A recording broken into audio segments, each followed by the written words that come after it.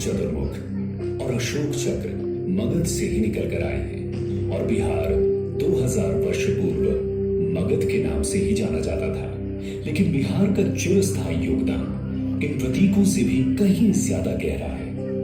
हमारी आज की शासन व्यवस्था, धर्म, कला और इस्तेमाल में आने वाले सिक्के भी गौरवशाली बिहार से ही प्रभावित हैं। इस संग्रहालय की इतिहास दीर्घा एवं हमारे पूर्वजों की कहानी है, जिन्होंने लगभग 4 लाख वर्ष पहले गंगा के उपजाऊ तटों पर अपने जीवन की शुरुआत शिकारी एवं संग्राहक के रूप में की थी। फिर धीरे धीरे उन्होंने खुद को अपने पर्यावरण और भौगोलिक परिवेश के अनुकूल ढाल लिया।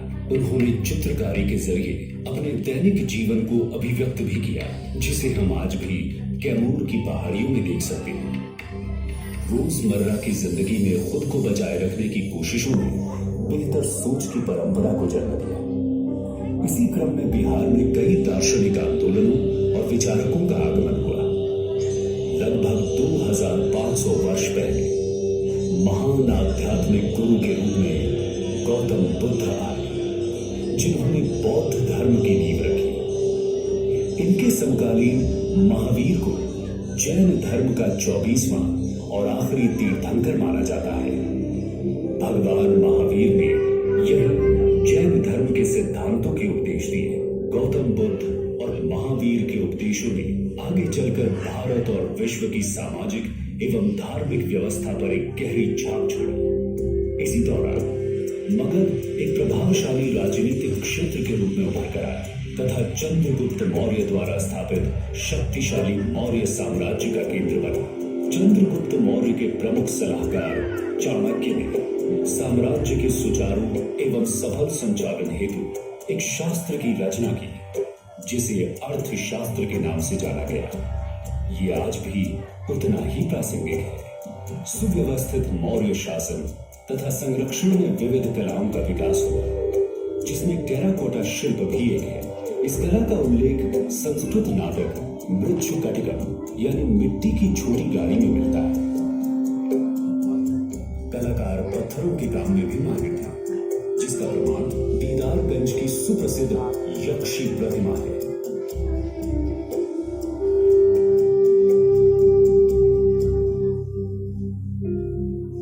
वर्तमान पटना के कुम्हार नामक स्थल पर खुदाई के क्रम में एक 80 स्तंभों वाला सभागार प्रकाश में आया है। ये मौर्यकालीन वास्तुकला के लकड़ी से पत्थर की ओर विकास को दर्शाता है। आगे जाकर सम्राट चंद्रगुप्त के पौत्र सम्राट अशोक के कारण बिहार के इतिहास में एक उल्लेखनीय परिवर्तन हुआ। सम्राट अशोक कलिंग युद्ध में विजयी होकर भी निराशा और ग्लानि में डूब गए। युद्ध में हुए रक्तपात के कारण उन्हें एहसास हुआ कि हिंसा निरर्थक है। इस कारण उन्होंने बौद्ध धर्म अपनाया और उसके सिद्धांतों का प्रचार प्रसार अपने साम्राज्य के अतिरिक्त बाहरी प्रदेशों में भी किया। अशोक ने अपने पूरे साम्राज्य में शिलालेखों पर समाज कल्याण के आदर्शों को अंकित करवाया। बराबर पहाड़ियों की गुफाओं में पाए गए शिलालेख अशोक द्वारा जैन धर्म तथा अन्य छोटे समुदायों जैसे आजीविक को दिए गए संरक्षण को प्रदर्शित करते हैं। इतिहास दीर्घा हमें गुप्त शासन के 300 वर्षों की यात्रा की ओर ले जाती है, जिसे भारतीय इतिहास के स्वर्णिम युग के नाम से भी जाना जाता है। इस काल में बिहार में कला, साहित्य और विज्ञान के क्षेत्र में काफी विकास हुआ। गणितज्ञ और खगोल शास्त्री आर्यभट्ट ने आर्यभट्टीय की रचना की। इस रचना ने अब तक कई पीढ़ियों के खगोलविदों और गणितज्ञों पर गहरा प्रभाव डाला। गुप्त काल में ही बिहार के प्राचीनतम एवं अब तक जीवंत मुंडेश्वरी मंदिर का भी निर्माण हुआ। गुप्त वंश के शासकों ने बिहार को एक शैक्षणिक केंद्र बनाया। उन्होंने ही नालंदा, विक्रमशिला, उदंतपुरी व तेलहारा जैसे प्रतिष्ठित विश्वविद्यालयों को विकसित किया। इन विश्वविद्यालयों ने आगे चलकर पाल वंश के समय में और भी अधिक ऊंचाइयों को प्राप्त किया। संग्रहालय में रखी पाल कालीन बौद्ध व हिंदू मूर्तियां इस समय के कलाकारों की कलात्मक दक्षता एवं अभिव्यक्ति की सक्षमता को दर्शाती है। इनका विकास पाल वंश के 400 वर्षों की शासनावधि व संरक्षण के दौरान हुआ। पूर्व मध्यकाल एक तरह से सत्ता परिवर्तन का काल रहा। इतिहास दीर्घा सी ये दर्शाती है कि किस तरह बिहार ने इस अशांत समय में भी अपनी सामरिक नीति की महत्ता को बनाए रखा। 16वीं शताब्दी में शेर शाह सूरी ने अपने अधीनस्थ क्षेत्रों पर सुव्यवस्थित प्रशासन चलाया। अपने 5 वर्ष के संक्षिप्त शासनकाल के दौरान विभिन्न व्यापार मार्गों को जोड़कर शेर शाह सूरी ने सड़क आजम बने, जिसे आज ग्रैंड ट्रंक रोड कहा जाता है। शेर शाह सूरी ने ही उस समय रुपया नामक मुद्रा का प्रचलन शुरू किया, जो वर्तमान मुद्रा रुपया का पूर्व रूप था। शेर शाह सूरी द्वारा सासाराम में बनवाया शानदार मकबरा उनकी चिरस्थायी विरासत की गवाही देता है। सूरी वंश के पतन के बाद भारत के उत्तरी भाग में मुगलों का वर्चस्व कायम हुआ। बादशाह अकबर के शासन के समय बिहार मुगलों के 12 मुख्य प्रांतों में से एक में गिना जाने लगा। इसी समय बिहार सूफी मत का एक महत्वपूर्ण केंद्र बना।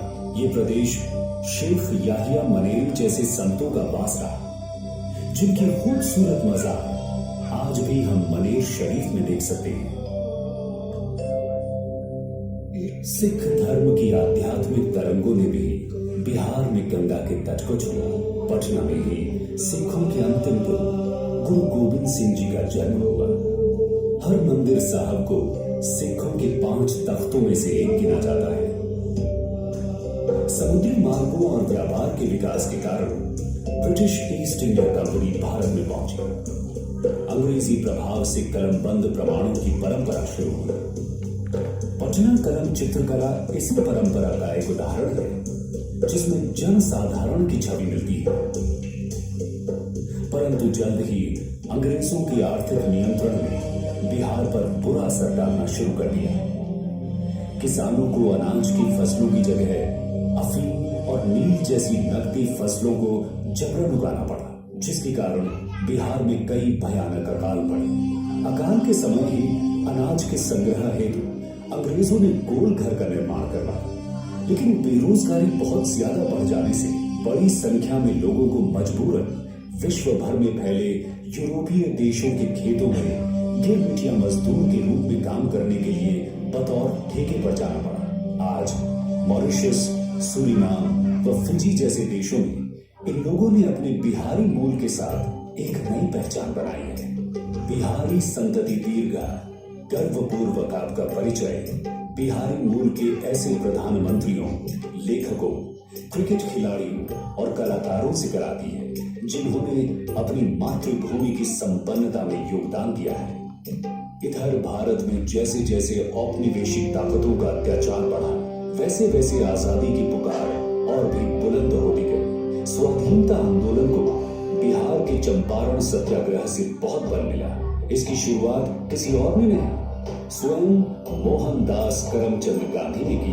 भारत का सबसे पहला सविनय अवज्ञा आंदोलन गांधी जी ने ही शुरू किया, जिसने भारतीयों की एक संपूर्ण पीढ़ी को स्वाधीनता की लड़ाई के लिए प्रेरित किया और अंततः 15 अगस्त 1947 को भारत को स्वतंत्रता प्राप्त हुई।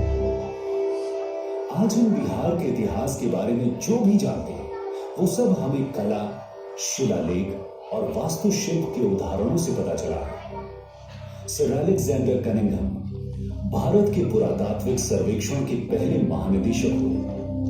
उन्होंने पूर्व प्रसिद्ध चीनी यात्री जैसे ह्यून सांग की यात्रा विवरण का अध्ययन किया और उसकी मदद से उन्होंने नालंदा की खोई हुई विरासत को ढूंढ निकाला।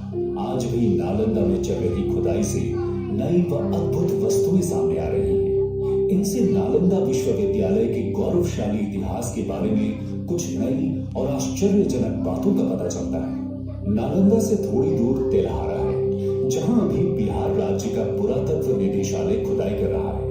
इस उत्खनन से ये पता चलता है कि तेलहारा भी कभी नालंदा की तरह ही शिक्षा का एक महत्वपूर्ण केंद्र रहा होगा। बिहार जैसे गतिशील राज्य की संपूर्ण कहानी कहना और उसके बारे में जानकारी दे पाना इतने थोड़े से समय में संभव नहीं। इस अद्भुत प्रदेश की जिज्ञासु व उत्सुक प्रवृत्ति के कारण हर दिन हमें इसके किसी नए पहलू के बारे में पता चलता है।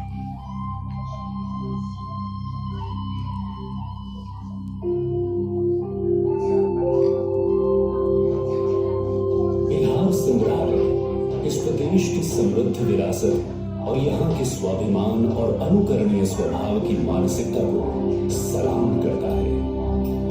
आइए बिहार संग्रहालय में आकर बिहार के महानतम ऐतिहासिक क्षणों का अनुभव करें।